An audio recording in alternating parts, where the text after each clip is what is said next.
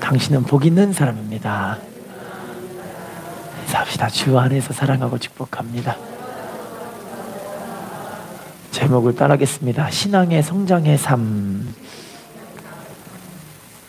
믿음은 자라야 할 줄로 믿습니다.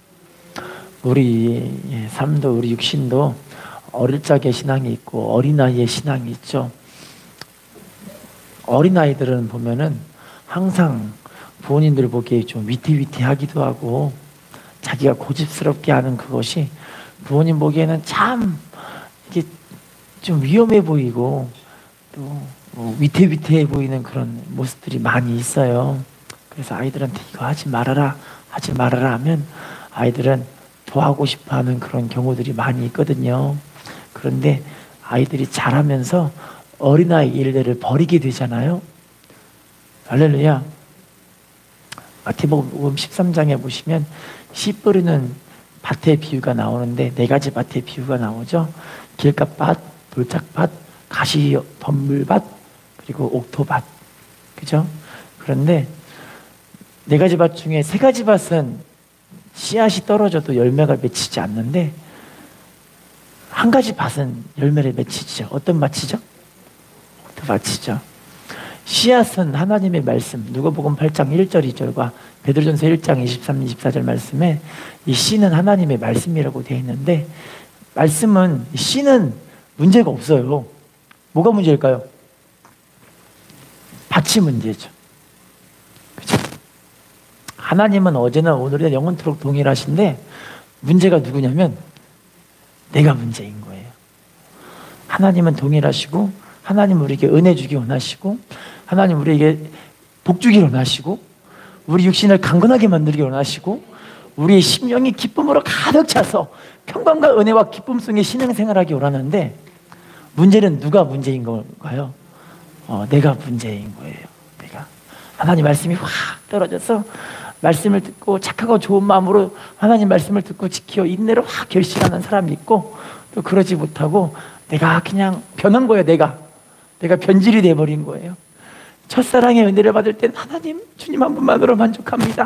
나는 행복해요 하면 찬양 부르면서 너무 좋아했는데 이제 내가 변질이 돼가지고 말씀이 떨어졌는데 첫사랑의 은혜 때는 너무 말씀이 좋고 너무 은혜가 넘치고 어떻게 하면 그 말씀이 사모가 되고 너무 행복한데 내가 변질이 되고 변해돼서 이제 말씀이 떨어졌는데 어느 순간인가 내 마음밭이 길가밭, 돌짝밭, 자갈밭이 돼서 말씀이 열매가 맺혀져야 되는데 이게 안 되는 거예요.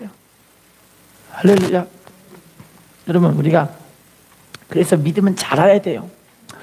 신앙의 연조가 아무리 깊어도 믿음이 안 자라면 어린아이 믿음들이 그들이 있거든요. 그래서 막 신앙이 자라서 직분이 막 높은데도 뭐 어린아이 일을 못 버리는 그런 분들은 마음이 자꾸 막 괴롭고 갈등이 되고 힘들고 막 소외돼 스스로 막 외로운 거예요. 할렐루야. 그런데 어떤 분은 신앙이 막 몇 개월밖에 안 됐는데도 막 새벽 기도도 나오고 수요예배 금요예배도 나오고 철야 예배도 나오고 자기가 스스로 작정 기도도 하고 그러면서 믿음이 막 쑥쑥쑥 자라나는 그런 사람들이 있거든요. 마태복음 20장 16절을 읽어볼까요? 마태복음 20장 16절 다 들리시죠? 20장 16절 시작. 이와 같이 나중된 자로서 먼저 되고 어정된 자로서 따라합시다. 나중된 자로서 먼저 되고 먼저 된 사람이 어떻게 된대요? 그러니까 항상 우리가 우리 믿음을 점검하고 비춰나가면서 하나님께 내 믿음이 하나님과 지금 더 가까워지는가 항상 생각하며 살아야 되는 거예요. 할렐루야.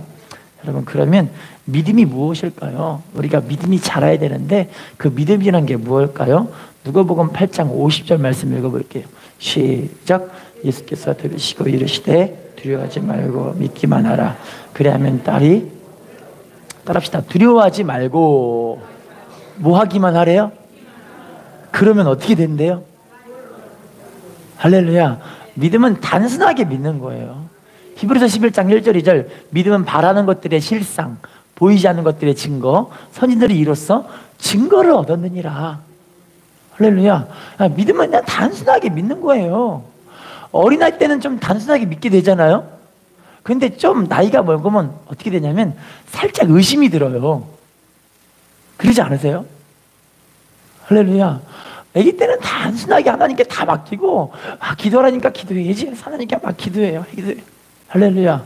우리 아이들도 보면은 아기 때와 지금이 좀 많이 달라진 걸 많이 보는데, 우리 아이들 아기 때는요, 하나님께 막 눈물뿌리 흘리면서, 하나님 수영장 가고 싶어요. 막 이래요. 기도해요. 이렇게 흘리면서. 단순해요. 진짜 단순해. 근데 얼마나 단순하든지 눈물을 팍 벗어들면서 막 이 기도를 하는 거예요, 아기 때. 근데 이 나이 먹으니까 기도해! 그러면 막 이래요. 기도해! 이러는 거예요. 이걸 알게 돼요. 단순하게 이게 믿는 게 믿음인데, 이거 여러분 좀 순수해야 돼요, 순수해. 할렐루야. 인사합시다. 순수해야 합니다. 요한복음 3장 16절 말씀 읽어볼게요. 시작. 하나님이 세상을 이처럼 사랑하사 독생자를 주셨으니 이는 그를 믿는 자마다 멸망하지 않고, 따라합시다. 그를 믿는 자마다 멸망하지 않고 뭘 얻게 된대요? 여러분, 영생도 우리가 믿음으로 취하는 거예요.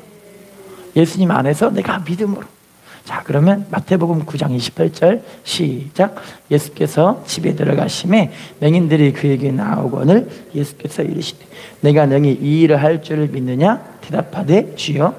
따라합시다. 내가 능히 이 일을 할 줄을 믿느냐? 대답이 뭐라 그러죠? 주님, 그렇습니다. 여러분, 하나님이 여러분들의 삶을 새롭게 하실 걸 믿으십니까? 우리 마음에 기쁨과 은혜와 평강이 가득하도록 하나님의 은혜가 너무 좋아서 살게 하실 것을 믿으십니까? 하나님, 우리 문제를 해결하실 걸 믿으십니까? 육신의 질병 치료하실 걸 믿으십니까? 우리 자녀들을 잘 되게 하실 걸 믿으십니까? 좀 믿어야 돼요. 할렐루야.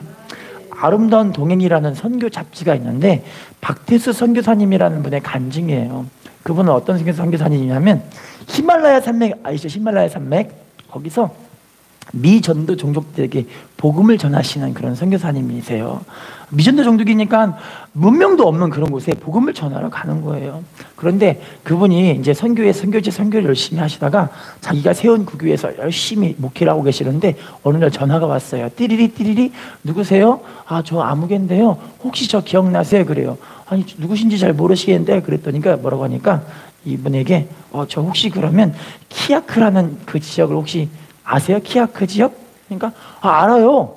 거기 2주 전에 우리가 전도하러 갔던 곳이야. 이렇게 이야기를 해요. 그랬더니 실은 제가요, 이 키아크 마을에서 선교사님을 찾아왔어요. 그래요. 생각해봤는데 이 선교사님이 2주 전에 히말라야 산맥이 어디까지 가냐면 해발고도 4,000m까지 올라가요. 4,000m 올라가는데 그 4,000m 그 산 속에, 산골 속에 되게 작은 마을이 거기에 있는 거예요. 선교사님이 해발고도 4,000m까지 올라가니까 고산증이라고 아시죠?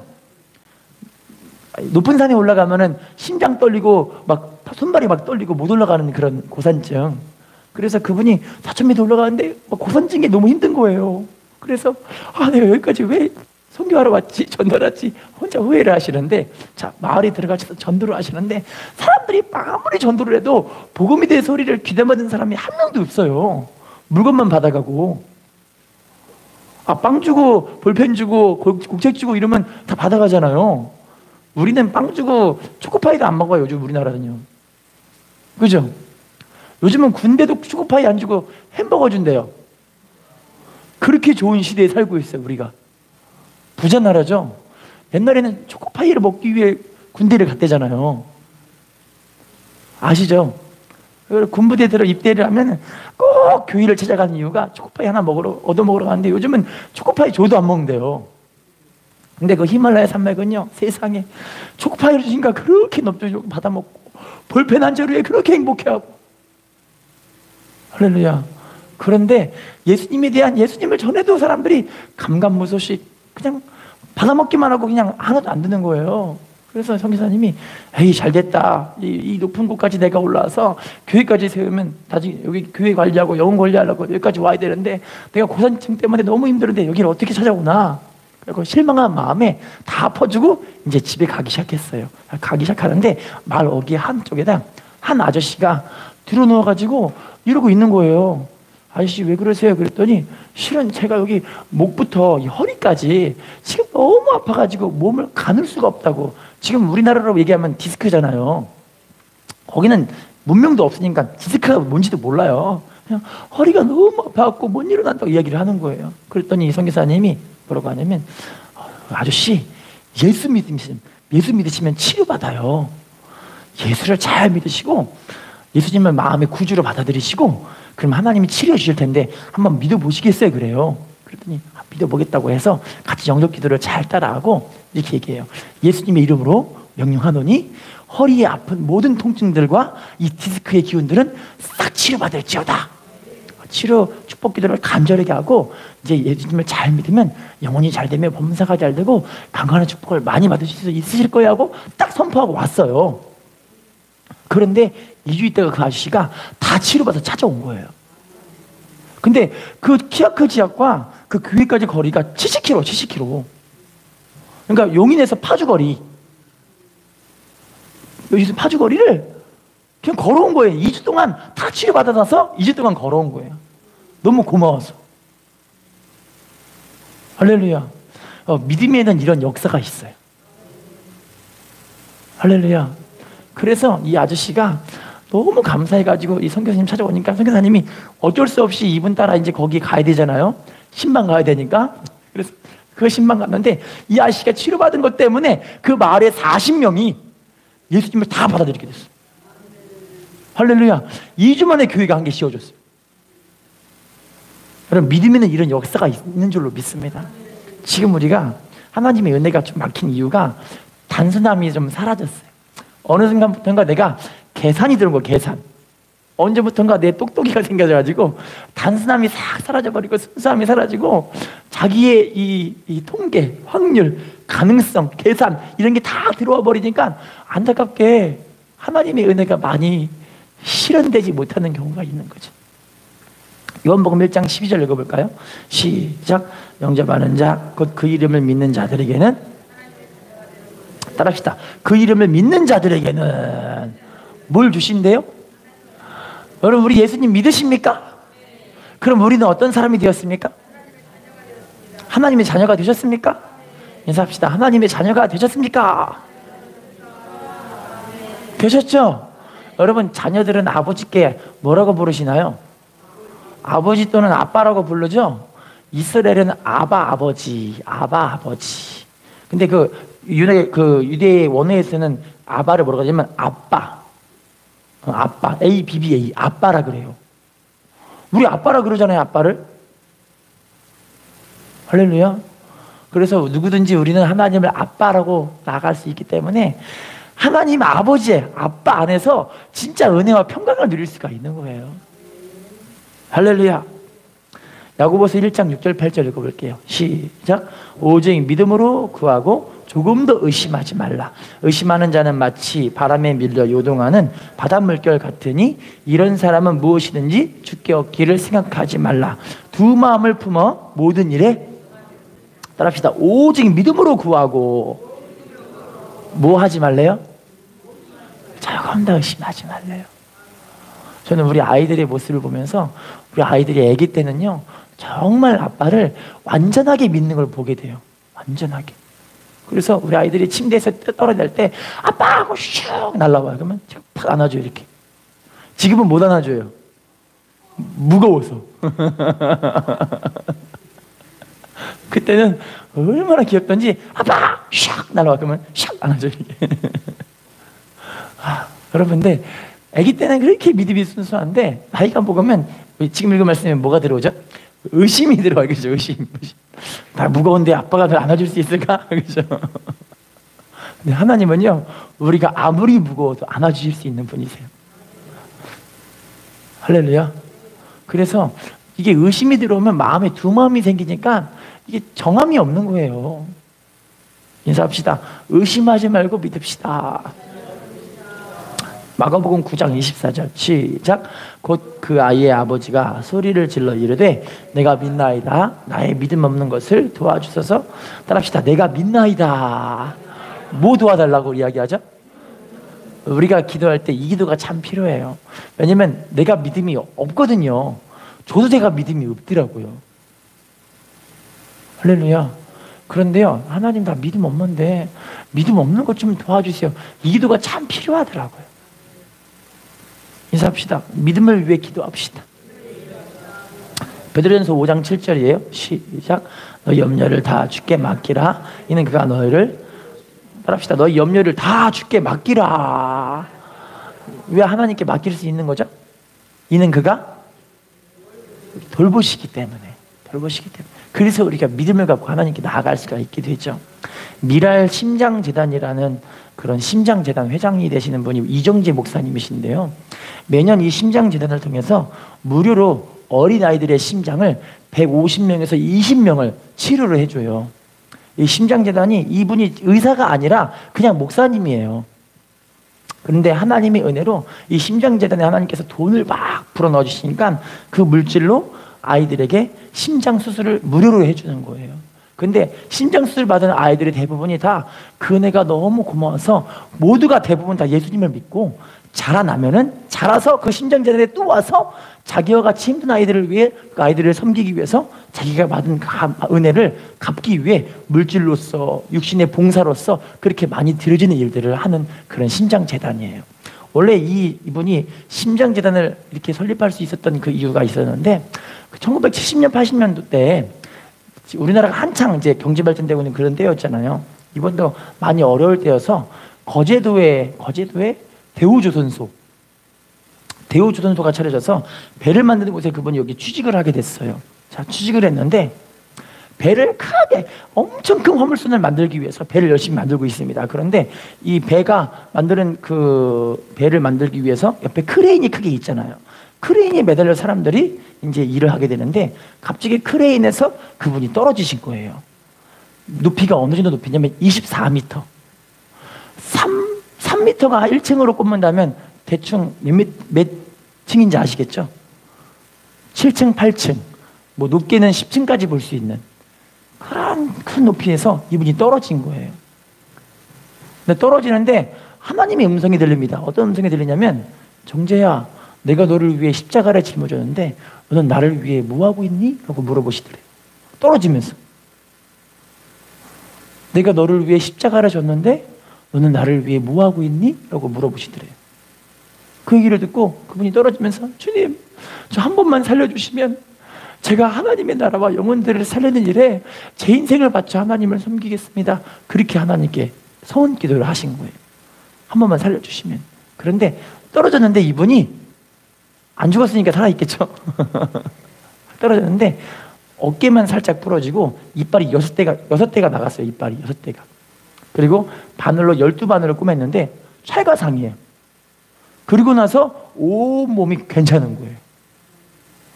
처음에는 의사가 이상해가지고 혹시 누가 이 사람 받아준 거 아니에요? 라고 물어보더래요.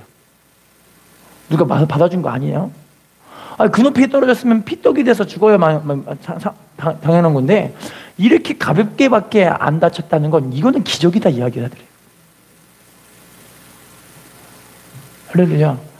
그래서 그분이 뭐라고 했냐면 하나님이 저를 받아주셨어요 라고 이야기를 하니까 사람들이 이 사람이 미쳤네 라고 이야기하더래요. 그리고 나서 병원에서 치료를 받고 퇴원했는데 이제 이 공장 대우조선소에서는 이번 이 피해 금액을 1,000만 원을 책정해서 줬어요.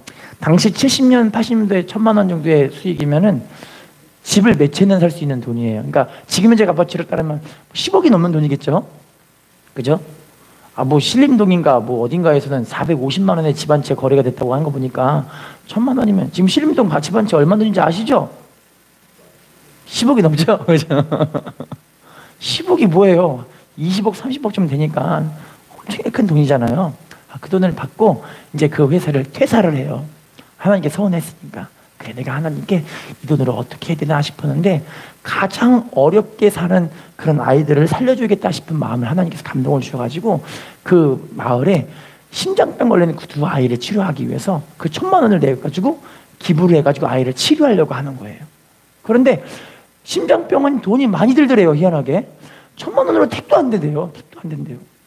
1,000만 원. 그래서 우리나라 지금 현재 값어치로 몇십억쯤 됐을 텐데 그 몇십억 돈으로 아무리 쏟아부어도 이 아이를 치료할 수가 없어서 하나님께 기도하는 거예요. 하나님, 분명히 하나님께서 저를 통해서 영혼들을 살리게 하시려고 이렇게 하셨는데 이 아이들을 치료해야 하나님 영광 받으시고 하나님 영혼들을 살릴 수 있지 않겠습니까? 그 기도를 하시는 거예요. 그랬더니 하나님께서 지혜를 주시는데 어디로 가냐면 하나님께서 그분에게 야 공무원 들인 대로 찾아가라 그래요. 공무원을 찾아가서 우리 심장병 걸린 아이들을 치료하기 위해서 모금을 하고 있는데 혹시 공무원 중에 누가 모금하실 분 없으냐니까 예수 믿는 크리스찬들이 거기다가 막 돈을 주시는 거예요. 돈을. 또 기도하는데 하나님 돈이 또 모자라요. 어떻게 하면 좋아요? 그랬더니 하나님이 자 이번에는 학교로 가라 말씀하시는 거예요. 학교를 막 찾아가는데 학교 선생님들이 만나니까 선생님들이 다 예수 믿는 사람들을 많이 만나게 주셔서 또 돈을 막 주시는 거예요. 돈을 이렇게. 할렐루야. 또 하나님께 기도하면서 하나님 돈이 또 부족해요. 그랬더니 하나님이 이번에는 어디 회사로 찾아가라. 회사를 찾아가니까 하나님의 은혜 받은 진짜 믿음의 기업가를 만나게 해주셔서 그 돈을 막 대게 해주셨고 심장병 어린이를 치료할 수 있는 하나님의 은혜를 만들게 하신 거예요. 할렐루야.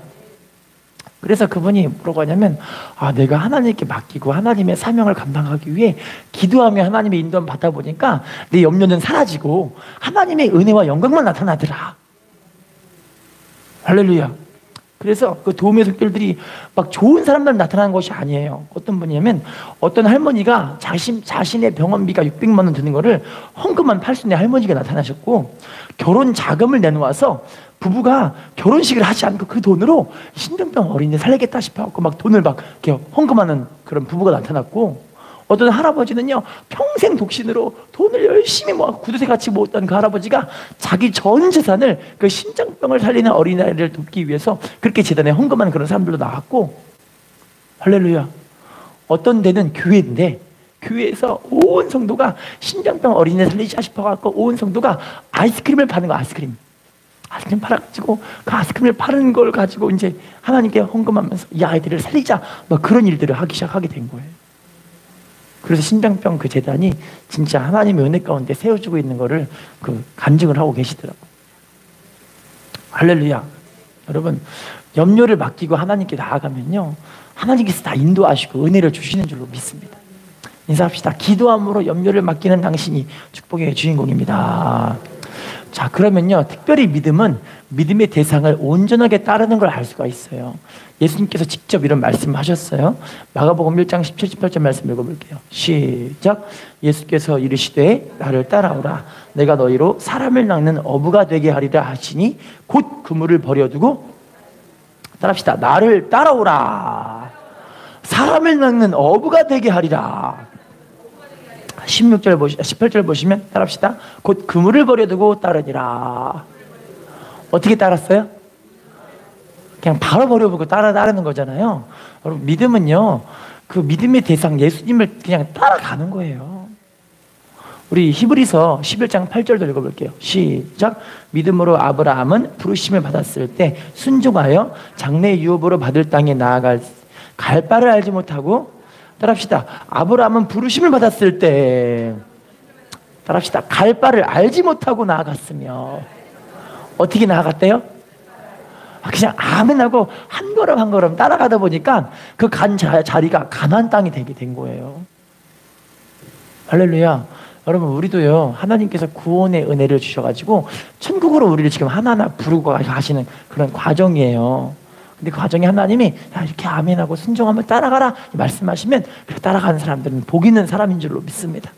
본문에 보시면요 특별히 이제 우리의 본문에서는 믿음이 어떻게 자라나서 하나님의 말씀을 따라갈 수 있는가에 대한 이야기를 다루고 있어요. 오늘 본문 자 한번 그러면 읽어볼까요? 어떻게 믿음이 성령에서 주님을 따라갈 수 있을까? 베드로전서 2장 1절 말씀 읽어보겠습니다. 본문 시작. 그러므로 모든 악독과 모든 기만과 외식과 시기와 모든 비방하는 말을 따라해 볼까요? 모든 악독과 기만과 외식과 시기와 모든 비방하는 말을 버리고 따라해 볼까요? 버릴 것은 버려야 합니다. 뭐 해야 된다고요? 버릴 것 좀 버리라고요. 지금 말씀해 버려라 기만, 악독, 시기, 외식, 비방하는 말 버리라고 얘기하게 하잖아요. 할렐루야. 신앙생활에서 버릴 거 못 버릴 때 하나님의 은혜를 못 받게 되는 경우가 많이 있어요. 인사합시다. 버릴 거를 빨리 버려야 합니다. 데살로니가전서 5장 22절 읽어볼게요. 시작. 악은 어떤 모양이라도 따라합시다. 악은 어떤 모양이라도 버리라. 뭘 버리래요? 악의 모양이라도. 할렐루야. 어떤 남자분이 있었는데 이 남자분이 세속을 버리고 자기 물질을 버리고 예수님을 따르는 제자가 되겠습니다 라는 그런 마음의 소원을 갖고 이제 예수님의 당시 초대교회 예수님의 제자의 제자의 교부라고 해요. 교부 시대의 안토니오라는 교부, 사도 요한의 교부예요. 사도 요한의 제자였던 안토니오 교부를 따라왔던 한 청년이 있었어요. 부자 청년이에요. 그래서 부자 청년이 세속을 버리고 돈도 다 버리고 이제 이 교부를 따라 예수님의 제자가 되겠다고 왔으니까 이 교부가 너무 기특한 거예요. 그래서 그러면 당신의 모든 재산을 팔아서 가난한 사람들을 구제하고 영혼들을 전도하고 그리고 예수님을 따릅시다 얘기한 거예요. 혹시 이 얘기 무슨 말씀인지 기억나세요? 부자 청년, 예수님 모았던 부자 청년 이야기 기억나시죠? 이 청년과 똑같은 모습으로 이분에게 온 거예요. 그래서 안토니오 교부가 그러면 재산을 다 팔아다가 가난한 자를 구제하고 전도하시고 그리고 예수님을 따릅시다 얘기를 한 거예요. 그래서 이 청년이 자기의 모든 재산을 열심히 팔았는데 돈을 다 팔다 보니까 돈이 아까울까요? 안 아까울까요? 아깝다고 생각하시는 분들은 아직 주님을 따를 준비가 안 된 거예요. 이 청년이 아까워서 얼마간을 남겨놓고 나머지를 전도하고 구제하는 데 쓴 거예요. 근데 그 소식을 이 안토니오 교부가 알게 된 거죠. 그런데 이미 뭔가 좀 꼼쳐놓고 이제 따르려고 하고 있잖아요. 욕심을 못 버린 거예요. 따라합시다. 욕심을 못 버렸습니다. 못 버린 거니까 이것 때문에 이제 안토니오 교부가 이 사람에게 어떻게 이걸 깨닫게 해주나 싶어가지고 이분에게 얘기를 했어요. 그러면 진짜 당신이 예수님을 따르고 싶으면 이 구제를 다 한 후에 위통을 다 벗고 온 몸에다가 고기를 붙이고 마을을 한 바퀴 삥 돌아서 이 산속에 있는 교부의 집까지 오세요 이야기를 한 거예요. 산속에 있는 집까지. 자, 그래서 이 청년이 옷을 다 벗고 고기를 다 잔뜩 붙였어요. 그리고 마을을 돌아요. 근데 마을을 도니까 죄송합니다. 마을에서 어떤 일이 벌어지냐면 하늘에서 새떼가 이 고기를 쪼아 먹으려고 독수리가 막 날아오는 거예요. 막대기로 독수리를 막 때려다 독수리가 고기를 쪼아 먹으려고 몸을 막 쪼는 거예요. 자, 이제 산속으로 돌아갑니다. 산속에 누가 나타나냐면 늑대하고 개하고 고양이가 막 달려들어서 이 고기를 막 뜯어 먹으려고 하는 거예요. 결국에는 온몸이 만신창이가 피투성이가 돼가지고 이제 교부네 집에 도착을 했어요. 그래서 교부가 물어봅니다. 제가 말한 대로 하셨어요? 하시고 오셨어요? 잘 들리시죠? 하시고 오셨어요? 물어보니까 이 청년이 제 몸을 보세요. 말씀에 순종하다 보니 온몸이 피투성이가 됐어요. 라고 이야기를 해요. 그랬더니 이 교부가 뭐라고 하냐면 욕심을 버리지 않고 주님을 따르려고 하면 이렇게 마귀가 시도 때도 없이 공격을 하고 마귀의 주된 표적이 됩니다. 그 얘기를 한 거예요. 따라합시다. 욕심을 버리지 않고 주님을 따른다고 할 때는 마귀의 공격의 대상이 되고 마귀의 표적이 됩니다. 할렐루야. 이렇게 얘기하고 나서 이분이 다 버리고 이제 안토니오 교부를 따랐다는 그런 이야기가 있어요. 여러분 참 이게 악이 어떤 모양이라도 버리라는 게 우리가 솔직히 말씀드리면요, 우리의 주님을 따르기 위해서 방해되는 것이 많아요. 여러분 천국 가기 위해서 방해되는 것들이 많다니까요. 좁은 문 좁은 길을 걸어가기 위해서 방해되는 것들이 많이 있어요. 할렐루야. 우리가 이거를 버려야 믿음이 자라는 거죠. 할렐루야. 자, 그러면요 베드로전서 2장 16절 말씀 읽어볼게요. 베드로전서 2장 16절 시작. 너희는 자유가 있으나 그 자유로 악을 가리는 데 쓰지 말고 오직 따라합시다. 너희는 자유가 있으나 자유로 악을 가리는 데 쓰지 말고 누구처럼 하래요? 하나님의 종과 같이 하라. 우리가 믿음이 자라기 위해서는요 내 자유를 마음대로 쓰는 게 아니에요. 누구처럼 쓰는 거예요? 하나님의 종같이. 로마서 6장 20절에 우리가 순종의 종으로 의에 이른다라고 표현하고 있고 순종의 종으로 우리가 거룩함에 이르러 영생에 들어간다라고 표현을 해요. 우리가 무슨 종이 될 때? 순종의 종이 될 때. 할렐루야. 에베소서 4장 31절 읽어볼게요. 시작.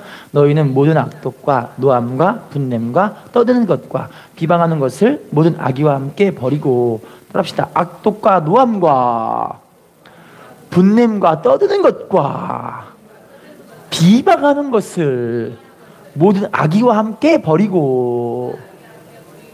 할렐루야. 버릴 거 빨리 버려야 할 줄로 믿습니다. 마태복음 24장 51절 시작. 어미 때리고 외식하는 자가 받는 벌에 처하리니 거기서 슬피 울며 이를, 합시다. 어미 때리고 외식하는 자가 받는 벌에 처하리니. 이제 우리가 외식하고 있으면요, 이게 다 드러날 때가 언제일까요? 주님 오신 마지막 때 다 드러나요. 교회에서는 다 똑같아 보일 거예요. 똑같아 보일 수도 있죠. 믿음이 좋아 보일 수도 있어요. 그런데 어디서 드러나냐면 주님의 심판대 앞에 서게 되면 이게 다 드러나게 되는 거예요. 우리 버릴 거, 정리할 거 빨리 버려버렸으면 좋겠어요. 할렐루야. 야고보서 4장 11절, 야고보서 4장 11절 읽어볼게요. 시작. 형제들아 서로 비방하지 말라. 형제를 비방하는 자나 형제를 판단하는 자는 그 율법을 비방하고 율법을 판단하는 것이라. 내가 만일 율법을 판단하면 율법의 준행자가 아니요 재판관. 따라합시다. 서로 비방하지 말라. 여러분, 형제를 비방하는 자, 형제를 판단하는 자를 뭐라고 하냐면 율법을 비방하고 판단하는 것이라고 이야기를 해요. 교회 안에서 비방과 판단하는 사람들이 이거 정말 큰일 날 일이에요. 저도요, 제 입에 이런 비방과 판단하는 말을 나올 때가 많이 있어요. 저도. 할렐루야. 그런데 이거 비방과 판단은요, 내가 할 일이 아니에요. 성경에 써 있잖아요. 지금 율법을 비방하는 자, 율법을 판단하는 사람들은요, 율법의 준행자가 아니라 율법의 재판관이래요. 여러분, 율법을 통해 사람을 판단하고 재판하고 심판하는 분은 누구세요? 하나님이에요. 하나님. 그럼 여러분, 비방 판단하는 사람들은 지금 어디 자리에 가 있는 거예요? 하나님의 자리에 가 있어요. 아주 교만한 모습이라는 걸 알 수가 있는 거예요. 할렐루야. 여러분, 우리가 그래서 날마다 이거 기도함으로 나를 하나님께 내려놓고 나를 날마다 죽이는 일을 해야 되는 거예요. 할렐루야. 여러분, 근데요, 참 신기한 건요, 교회 생활을 통해서 우리의 신앙의 민낯, 우리의 신앙의 쌩얼이 다 드러나요. 교회 생활을 통해. 어디를 통해서? 교회 생활을 통해서 막 구역 모임, 막 교회 생활, 헌신, 충성, 봉사하는 이 생활을 통해서 내 신앙의 민낯, 내 인격의 민낯이 다 드러나요. 할렐루야. 감사한 건 교회에서 이게 안 드러나면요, 우리가 회개할 수 있는 사람이 될 수가 없어요.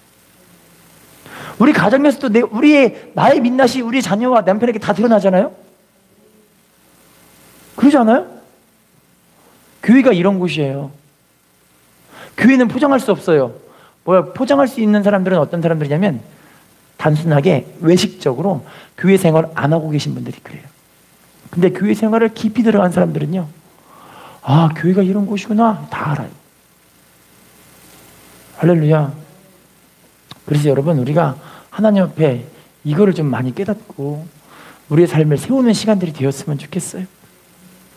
오래전에 너무너무 뛰어난 젊은이들이 있었는데, 그 젊은이들은 미국에서 그 젊은이들이 글을 쓰면 사람들이, 아, 이분의 글은 정말 의미가 있다, 이분의 글은 사람에게 전달력과 호소력이 있다라고 생각하시는 되게 유명한 그런 젊은이들이 많이 있었어요.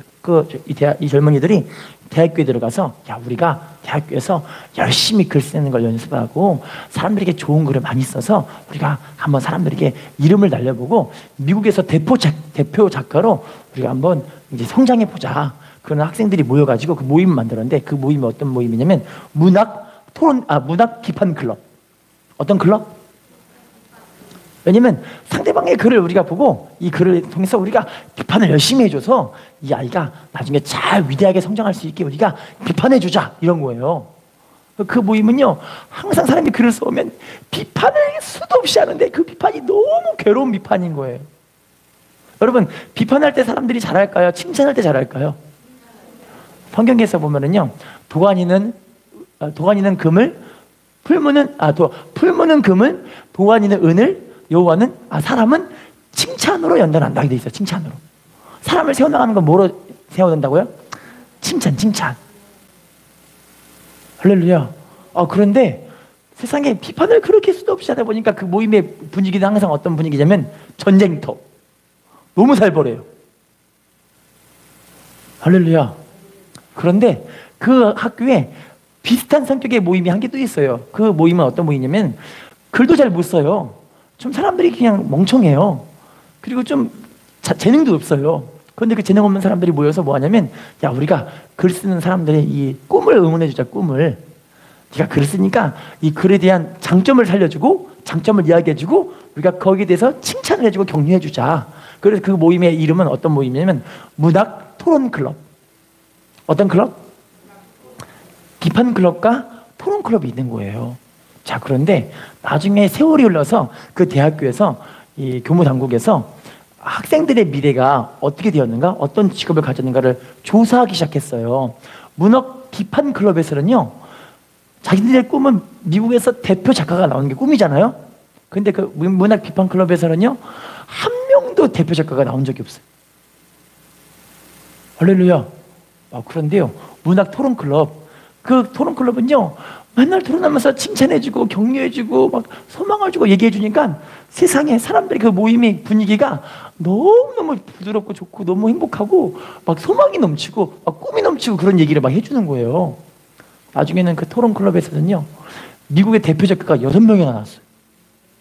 그리고 그 다음 세대들은요, 너무너무 그냥 그 토론하는 게 즐겁고 너무 좋아서 거기 사람들이 나와가지고 많은 사람들이 작가의 지망생으로 세워지는 일들이 많이 있었다는 그런 진짜 이야기가 있어요.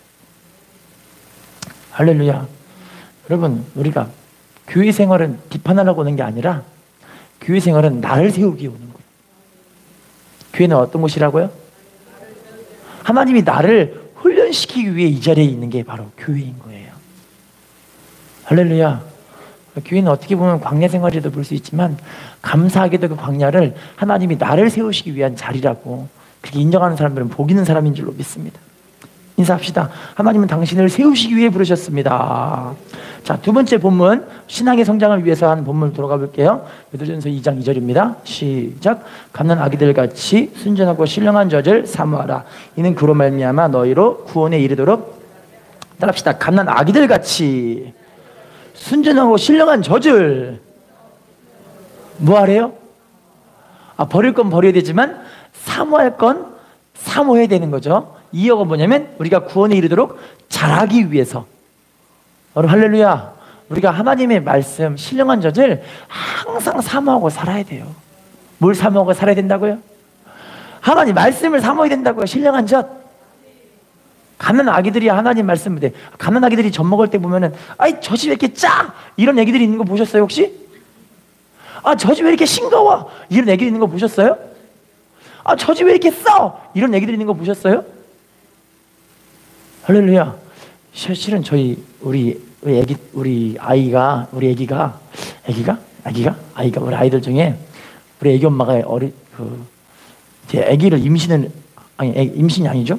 애기를 낳고 깜난쟁이일 때 우리 애기 엄마랑 같이 홍차를 마셨어요. 홍차. 혹시 여러분 홍차가 뭔지 아시죠? 홍차의 카페인 양이 커피의 카페인 양의 몇 배죠? 7배인가? 4배인가? 4배인가 7배인가? 하여튼 엄청 높대요. 카페인 함량이요. 그런데 우리 애기 엄마가 그 홍차를 먹고 나서 쭈쭈를 애기한테 먹였거든요. 그랬더니 애기가 밤새 잠을 안 자요. 할렐루야. 그럼 밤새 막 울어요. 와! 자고 싶은데 잠이 안 오니까. 그러면 애기들은요, 뭐 카페인이 들었던 쭈쭈든 뭔 쭈쭈든 하여튼 그냥 먹어요. 쭉쭉쭉 빨아 먹어요. 왜냐면 자라기 위해서. 여러분 하나님께서 우리들에게 말씀을 주는데 이 말씀이요, 때로는 아프고 쓴 약도 있을 수 있어요. 때로는 달콤하고 우리에게 소망을 주고 위로를 주고 막 격려하는 말씀도 있을 수 있어요. 하지만 때로는 강력하게 책망하고 강력하게 힘들게 하는 말씀도 있을 수 있어요. 할렐루야. 그런데 그 말씀을 골고루 받아 먹을 줄 아는 그런 믿음의 성도들은요, 하나님의 은혜로 정말 아름답게 자라게 하실 거예요. 인사합시다. 아름답게 자라게 하십니다. 시편 19편 9절 10절, 시편 19편 9절 10절 읽어보겠습니다. 시작. 여호와를 경유하는 도는 정결하여 영혼까지 이르고 여호와의 법도 진실하여 다 의로우니 금 곧 많은 순금보다 더 사모할 것이며 꿀과 송이꿀보다 더 따라합시다. 하나님의 말씀이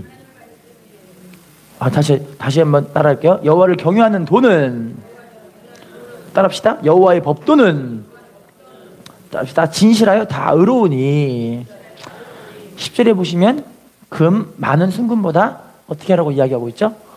더 사모할 것이며 꿀과 송이꿀보다 어떻게 한다고 이야기하죠? 더 달대요. 왜냐면 이 다윗은요 하나님의 말씀을 지킴으로 상을 얻고 하나님 말씀을 불순종함으로 벌을 받는 걸 경험했거든요. 이 말씀이 진짜 이루어지는 걸 경험하니까 이 말씀을 사모해야 되는구나 이걸 깨닫는 거예요. 할렐루야. 디모데후서 3장 16, 17절 말씀 읽어보겠습니다. 시작. 모든 성경은 하나님의 감동으로 된 것으로 교훈과 책망과 바르게 함과 의로 교육하기에 유익하니 하나님의 사람으로 온전하게 하며 모든 선한 일을 행할 능력을 갖추게 하려 합시다. 모든 성경은 하나님의 감동으로 된 것으로. 자, 17절. 하나님의 사람으로 온전하게 하며 모든 선한 일을 행할 능력을 갖추게 하려 함이라. 하나님 말씀은 성령의 감동으로 이루어진 것인데 교훈, 책망, 바르게 함, 의로 교육하기에 유익하대요. 이게 하나님의 사람으로 온전하게 세워서 하나님의 선한 일을 행할 능력을 갖추게 하기 위해서 하나님이 이런 은혜를 주시는 거죠. 그래서 여러분 우리가 하나님 말씀에 그렇게 사모하는 사람들은 복 있는 사람이에요. 그러니까 예배를 막 사모하고 오는 거예요. 막 교육받으러 오고 막 철학기도도 오고 막 수예비도 오고 막 할렐루야. 우리가 하나님의 말씀을 사모하여 믿음으로 행하시는 분들은 복 있는 사람인 줄로 믿습니다. 협진기술 주식회사라고 수처리, 물을 처리해주는 그런 수처리 기업이에요. 대표가 김태영 성도님이라는 분이신데 이 성도님은요 이 협진기술 주식회사를 차리고 나서 왜 차리게 됐냐면 자기가 그 기술을 이어받고 돈이 된다는 걸 알고 나서 이걸 차리게 됐는데 차리고 나자마자 바로 우리 대한민국의 올림픽이 생겨가지고 수영장에서 박태환 선수 기억나시죠? 박태환 선수. 그죠? 박태환 선수가 금메달 땄잖아요. 금메달 안 땄어요? 모르시죠? 죄송합니다. 네. 하여튼 금메달 따니까 거기 이제 막 난리가 난 거예요. 김연아 씨가 피겨 여왕인 건 알고 계시죠? 김연아 씨가 피겨 여왕 타고 나서 사람들이 이야 피겨 겁나 좋다 해갖고 사람들이 막 피겨 배우잖아요. 박태환 선수가 수영장 한번 하니까 수영장이 난리가 난 거예요. 수영장을 엄청나게 차리니까 그때 이 물 처리를 잘해주니까 이분이 이 수처리 관련 기업이니까 돈을 엄청 많이 벌게 되죠. 돈 많이 버니까 대부분 사람들이 돈 많이 벌면 어떻게 되는지 혹시 아세요? 첫 번째 교만해지고 두 번째 하나님을 멀리하게 돼요. 돈 쓰는 재미가 좋아서. 그죠? 이분이 돈 많이 버니까 하나님 멀리하고 바쁘다는 핑계로 예배도 안 나오지, 기도도 안 하지, 수예비도 안 나오지, 금요일도 안 나오지. 그러니까 자기 마음대로 그냥 하고 싶은 거 다 하고 사는 거예요. 여러분 그러면 하나님 어떻게 하실까요? 여러분이 만약에 내 자녀가 나를 가까이 안 한다면 어떻게 하실 거예요? 지옥 가게 생겼다 그러면 맴매 그죠? 맴매를 때리겠죠. 맴매를 때리는데 이분이요 지금 하는 그 사업만 잘하면 되잖아요. 근데 욕심이 많아지니까 다른 사업을 하고 싶은 거예요. 다른 사업에 투자를 했는데 하나님이 싹 걷어가니까 사기를 당해가지고 하루아침에 그 사업이 쫄딱 망해버렸어요. 그래서 자기가 하는 그 사업, 협진 기술 주식회사 거기가 직원을 2명만 남기고 다 해고해 버릴 수밖에 없는 그런 상황이 돼버린 거예요.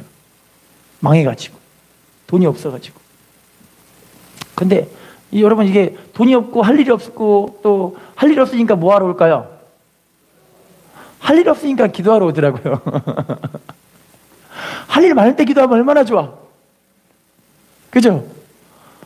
제가 아는 어떤 분이 책을 썼는데 그분은요 세상에 너무 바빠서 기도합니다 이런 책의 제목이 있어요. 바빠서 기도합니다. 바쁜데 기도한대요. 왜냐면 바쁜 걸 감당 못하니까 하나님께 기도해서 하나님 능력으로 행하려고. 그런데 그분은 바쁘니까 이제 하나님이 안 바쁘게 해주셔서 이제 기도하게 된 거예요. 하나님 저를 좀 살려주십시오. 그런데 이제 기도하다 보니까 뭐가 들리냐면 말씀이 들립니다. 여러분, 성령 충만하고 은혜가 넘치면 말씀이 들리기 시작해요. 할렐루야. 네, 말씀을 드렸는데 에베소서 이제 5장 방탕한 것이니 뭐 하래요? 세상에 자기가 술 취해서 세상 연락을 드리고 사는 거를 하나님이 막 찔러주시는 거예요. 술을 끊어야지. 술을 딱 끊어요. 또 하나님 말씀을 막 사모하면서 예배를 드리는데 내가 성경을 봐야 되는구나. 우리가 디모데서 3장 16, 18절 말씀 보셨잖아요. 모든 성경은 하나님의 감동으로 된 것으로 교훈, 책망, 바르게 함, 의로 교육하게 유익하니. 이 말씀대로 하나님 말씀을 나를 지금 살리는 말씀이구나. 말씀을 자꾸 보고 계시는 거예요. 자꾸 보시는데 말씀 보시는데 여러분 성령 충만하고 말씀 보고 기도하고 있으니까 하나님의 말씀이 레마로 들려요. 레마로. 말씀이 어떤 거 들린다고요? 레마의 말씀으로 들립니다. 욥기서 42장 2절 말씀에 이런 말씀이 있어요. 여호와께서는 무소불능하시오 전능하신 하나님이시라. 하나님이시라. 하나님께서 하시는 경영이 못 이루실 것이 없사오니. 하나님이 경영이 못 이루실 것이 있다고요, 없다고요? 하나님은 모든 경영을 다 이루시는 하나님이시라는 말씀이 있는 거예요. 그걸 보고 하나님, 내 사업을 하나님 손에 맡기오니 내 사업체를 하나님이 경영해 주십시오. 기도하시는 거예요. 할렐루야. 그런데 그렇게 기도하고 하나님께 막 눈물 뿌려 막 통곡하며 기도가 나오는 거예요. 하나님, 내 힘으로는 할 수 없으니 하나님이 해주셔야 돼. 막 기도하니까 하나님이 며칠 있다가 전화가 그 회사에 오게 됐는데 어떻게 오게 됐냐면 에버랜드에서 물놀이장이 혹시 어딘지 기억나세요? 에버랜드 물놀이장? 캐리비안 베이. 캐리비안 베이를 그분에게 맡아가지고 그 협진기술 주식회사에서 이 캐리비안 베이를 만들어주세요. 시공부터 설계까지 다 해주세요 하고 맡겨버린 거예요. 할렐루야. 그래서 그 협진기술 주식회사가 단번에 대박이 나버리고 하나님의 은혜로 회복이 돼서 그분이 지금은 바쁜데도 새벽기도와 기도의 생활을 지키세요. 할렐루야. 그리고 자기 수입의 80%를 하나님께 드리기로 작정을 했어요. 멋있죠? 그랬더니 하나님이 그 캐리비안 베이가 우리나라에서 제일 유명한 데 아시죠? 모르는 분 없으시죠? 저도 아는데 여러분이 모르시겠어요? 그 캐리비안 베이를 통해서 전국에 있는 워터파크가 다 그쪽으로 우리도 좀 시공 좀 해달라고. 그게 되게 된 거예요. 하나님은 죽이기도 하시고 살리기도 하시는 하나님이시더라고요. 위에 있기도 하시고 아래에 있기도 하시더라고요. 하나님은 정말 전능하신 분이시더라고요. 근데 참 감사한 건 하나님은 지금도 우리에게 하나님의 말씀에 집중해서 믿음으로 살 수 있게 우리를 이렇게 끌어가시는 것 같아요. 말씀의 결론을 맺겠습니다. 하나님은 지금도요, 우리가 신앙이 믿음이 자라기를 원하세요. 근데 믿음이 자라는 건 알고 보면은요, 내가 잘합니다 이렇게 않더라고요. 말씀을 경험하다 보니 자라더라고요. 내가 지금 버릴 거 안 버렸구나. 그래서 하나님과 교제의 관계가 단절되고 지금 내 삶 가운데 어려움과 막힘이 있는 거구나 깨닫고 하나님 말씀이 이루어지는 거구나. 말씀이 이루다 보니까 내가 하나님 말씀에 순종하다 보니까 하나님 나를 이렇게 세워나가시는 거구나. 이걸 또 깨달아 가더라고요. 할렐루야. 여러분, 하나님은 지금도 우리 믿음이 잘 자라서 빨리 자라는 게 중요한 게 아니에요. 잘 자라는 게 중요해요. 할렐루야. 그리고 바로 자라는 게 중요해요. 바로 자라서 하나님께 쓰임받는 인생들이 되기를 너무 원하세요. 우리가 이렇게 하나님께 믿음이 잘 자라서 하나님의 나라와 의를 구하는 일에 쓰임받는 축복된 삶이 되시기를 예수님의 이름으로 부탁을 드리겠습니다. 예수님의 십자가가 괜히 십자가를 짊어지신 게 아니더라고요. 하나님 우리와 함께 하셔서 하나님의 나라와 의를 구하는 축복과 믿음으로 우리를 세우시고 쓰기를 원하실 줄로 믿습니다. 인사합시다. 믿음이 잘 자란 당신이 축복의 주인공입니다. 인사합시다. 믿음을 아름답게 자랍시다.